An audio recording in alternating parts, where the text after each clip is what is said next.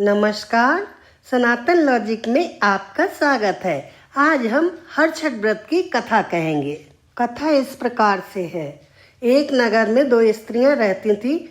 वे एक ही घर की थीं और रिश्ते में देवरानी जिठानी लगती थीं। देवरानी का नाम सलोनी था। अपने नाम के अनुरूप ही वह बहुत नेक, सदाचारी और सब पे दया करने वाली भोली भाली थी। जेठानी का नाम तारा था। वह स्वभाव से ही बड़ी दुष्ट और कठोर थी। एक बार दोनों ने हरछठ का व्रत किया। विधि पूर्वक पूजन इत्यादि करने के बाद शाम को दोनों भोजन के लिए थालियां परोसकर ठंडी होने के लिए रख कर बाहर जाकर बैठ गईं। उस दिन सलोनी ने खीर तथा तारा ने मेहरी बनाई थी। अचानक दो कुत्ते घर के अंदर घुसे और भोजन खाने लगे। चप चप की आवाज सुन के दोनों ने अपने अपने कमरे में जाकर देखा। सलोनी ने कुत्ते को खीर खाते हुए देखा तो वो कुछ नहीं बोली। उसने बची हुई खीर भी कुत्ते के आगे रख दी। दूसरी ओर तारा ने कुत्ते को इतना मारा कि उसकी कमर ही तोड़ दी। अधमरा होकर जान बचाकर जैसे तैसे कुत्ता बाहर भागा और बाहर आके दोनों कुत्ते मिले। मिलने के बाद आपस में बातें करने लगे। जिस कुत्ते ने सलोनी की थाली में मुंह डाला था उसने कहा, वह स्त्री तो बहुत भली है। उसने तो बची हुई खीर भी मेरे सामने रख दी। मेरी आत्मा तृप्त कर दी। मेरी तो भगवान से यही प्रार्थना है कि मैं अगले जन्म में उसका पुत्र बनूं और उसकी सेवा करूं और इस ऋण को चुकाऊं।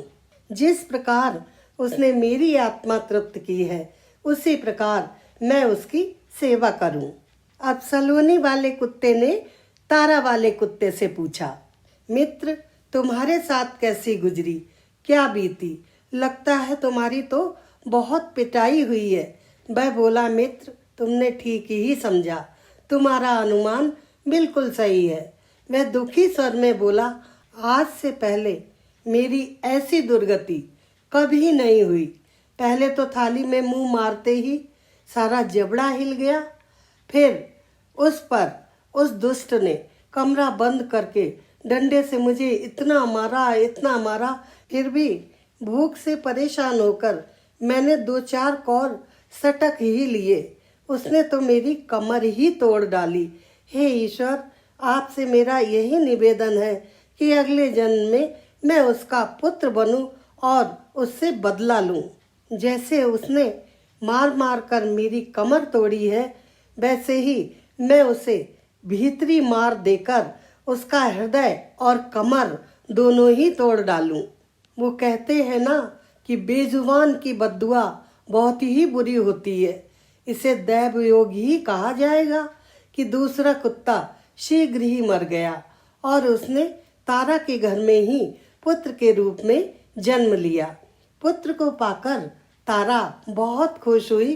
पुत्र को लेकर उसने अपने मन में बड़े बड़े मंसूबे बांधे। दूसरे दिन उसने हरछठ का व्रत रखा, पूजन किया। पूजन हो ही रहा था, उसी समय वह लड़का मर गया। तारा की तो जैसे दुनिया ही उजड़ गई। वह दहाड़े मार कर रोने लगी, मगर क्या किया जा सकता है।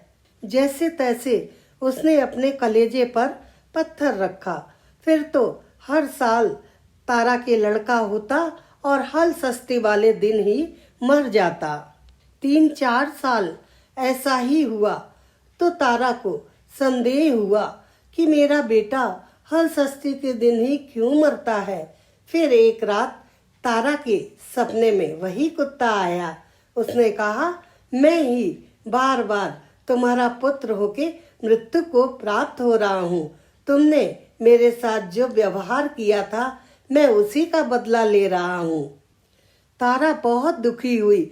उसने उस कुत्ते से अपने किए हुए का प्रायश्चित करने का उपाय पूछा।